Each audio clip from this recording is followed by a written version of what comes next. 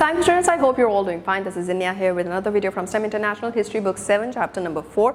Next part, और इस part के अंदर हम मुगल एम्पायर की तरफ आ गए हैं, the longest empire in the history of human empires, in the history of Muslim empires.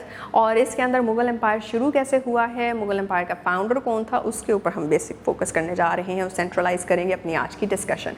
So let's start with that.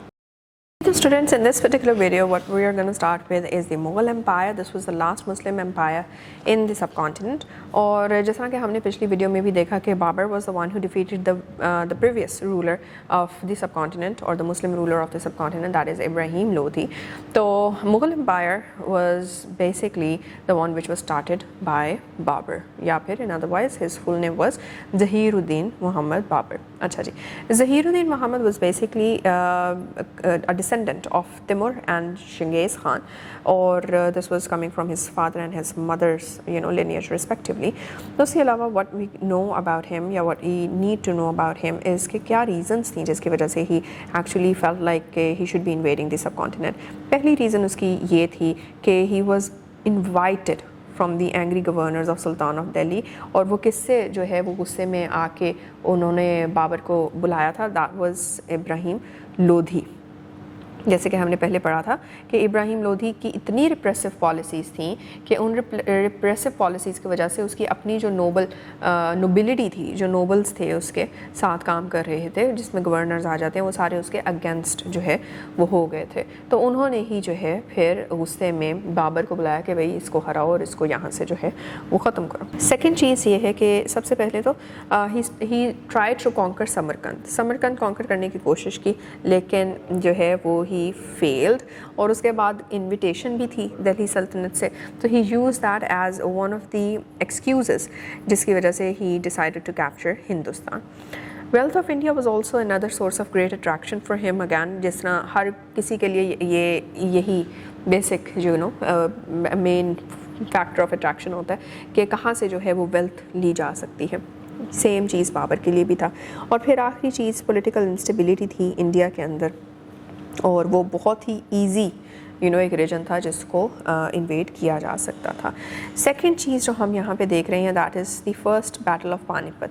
First battle of Panipat जो है उसके कुछ बीच में हम देख लेते हैं किस तरह से लड़ी गई, कैसे लड़ी गई और क्या हुआ. दिल्ली सल्तनत इस टाइम पे इब्राहिम लोधी के अंडर थी, और बाबर जो था he was the ruler of Fergana, और he conquered that particular place as well. उसके बाद फिर समरकंद को हमने देखा कि उसने ट्राई की कॉन्कर करने की, नहीं कर सका. फिर उसकी जो अटेंशन है वो आगे पंजाब की तरफ. दौलत Khan was the governor in actual, जो लोधी डायनेस्टी के साथ ही वाज एसोसिएटेड, जिसने इन पर्टिकुलर बाबर को जो है वो इनवाइट किया था. 1526 के अंदर बाबर ने अपने लोगों को इकट्ठा किया, अपने आर्मी मैन को, और फिर उसके बाद उसने he was also for the first one जिसने गन पाउडर फायर आर्म्स और फील्ड आर्टिलरी जो है उसका इस्तेमाल किया अपनी इस बैटल के अंदर. और ये वो चीज़ें थीं जो कि लोधी की आर्मी को नहीं पता थी. तो इन्हीं बेसिस के ऊपर जो लोधी की आर्मी थी एज़ वेल एज़ जो उसके एलिफेंट्स वगैरह थे वो सारे के सारे पैनिक होके जो है वो वहाँ से भाग गए, और उसी की वजह से उसका डिफ़ीट भी हमें होता हुआ दिखता है. तो ये मिलिट्री जीनियस का या फिर यूज़ ऑफ मॉडर्न टेक्नोलॉजी और वॉरफेयर के टैक्टिक्स स्ट्रैटेजीज़ का जो इस्तेमाल बाबर ने दिखाया वही इब्राहिम लोधी के डिफ़ीट होने की वजह बन गई. और उसके बाद फिर हम देखते हैं कि इसका रिज़ल्ट क्या बना. इसका रिज़ल्ट यही बना कि बाबर ने आके यहाँ पे जो है वो अपना मुग़ल एम्पायर इस्टेब्लिश कर लिया.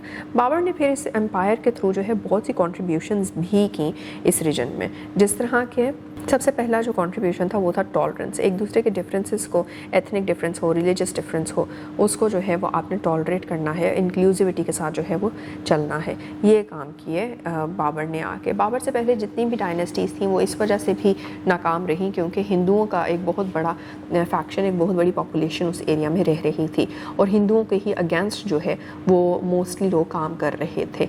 तो ऑल्दो उनको जो है वो एक चेक एंड बैलेंस में रखना was important, being non-Muslims of the population, but still उसका ये मतलब नहीं था कि आप उनको इतना जो है वो लिमिट कर दें या इतना जो है वो सफोकेट कर दें कि वो आप ही के अगेंस्ट हो जाएं.